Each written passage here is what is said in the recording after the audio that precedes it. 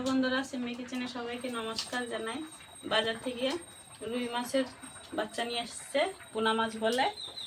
মাছটা কেটে নিয়ে আসছে, মাছটা ধুয়ে নিয়েছি ভালো করে। এখানে আমি মাছের জন্য নিয়েছি রসুন, পেঁয়াজ, কাঁচা লঙ্কা। অল্প সময়ের মধ্যে খালি মাছের ঝোল রান্না করব রসুন পেঁয়াজ দিয়ে। তোমরা ভিডিওটা সম্পূর্ণ দেখতে থাকো। মাছটা এখন মেখে ভেজে নেব। মাছটা বাজার থেকে কেটে নিয়ে আসছিল, ভালো করে ধুয়ে নিয়েছি। এখন মাছটা মেখে ভেজে নেব। দিয়ে দেবো পরিমাণ মতন হলুদ গুঁড়ো, স্বাদ মতো নুন,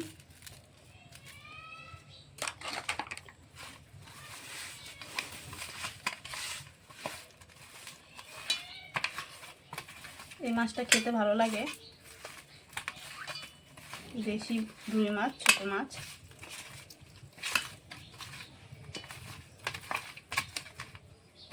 মাছটা মাখা হয়ে গেছে, এখন ভেজে নেব। কড়াইতে মাছ ভাজার জন্য সরষের তেল দিয়ে দিয়েছি, তেলটা গরম হয়ে গেছে। মাছগুলো ভেজে নেব।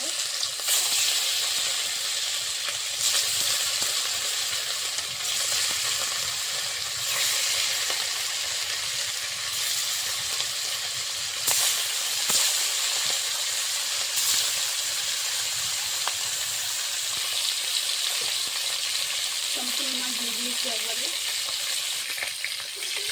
মাছটা দিয়ে দিচ্ছি, একটা ভাজা হয়ে গেছে।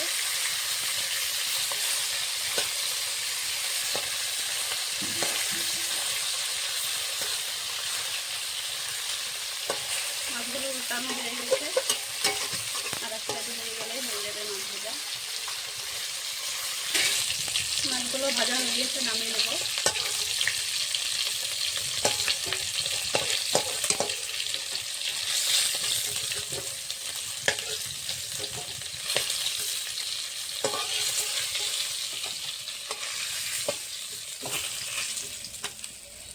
সম্পূর্ণ মাছ ভাজা হয়ে গেছে। কটা শুকনো লঙ্কা দিয়ে দেবো ফোড়নে, দিয়ে দেবো 5 ফোড়ন। ফোড়নটা হয়ে গেছে, কুচিয়ে রাখা পেঁয়াজ, রসুন, লঙ্কা একসঙ্গে দিয়ে দেবো।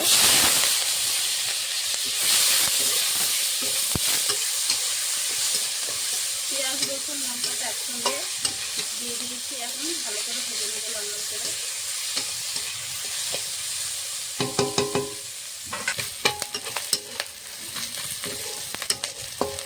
লঙ্কাটা গলে গলে দেবো।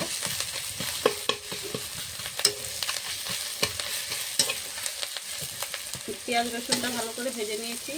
ভেজে রাখা মাছগুলো দিয়ে দেবো। নেড়ে চেড়ে নেড়ে চেড়ে দেবো।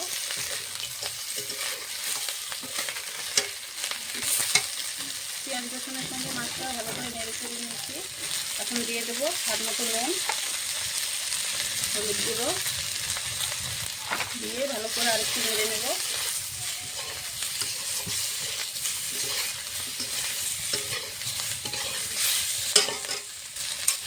হলুদ নুন দিয়ে ভালো করে মাছের সঙ্গে মিশিয়ে নিয়েছি। এখন পরিমাণ মতো জল দিয়ে দেবো।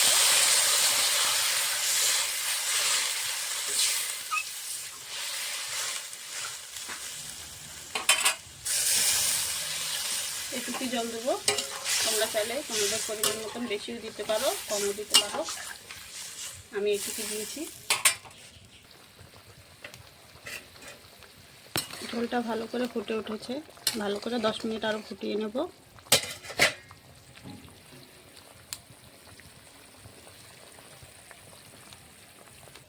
মাছের ঝোলটা হয়ে গেছে, দেখো জলটা কতখানি শুকিয়ে নিয়েছি। উপর দিয়ে আমি একটু কাঁচা সর্ষের তেল দেবো। সর্ষের তেলটা দিয়েছি, এখন নামিয়ে দেবো।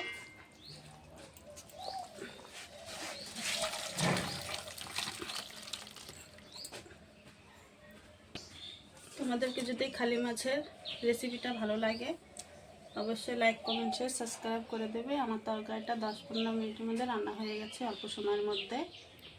আজকের মতন ভিডিওটা এই অবধি।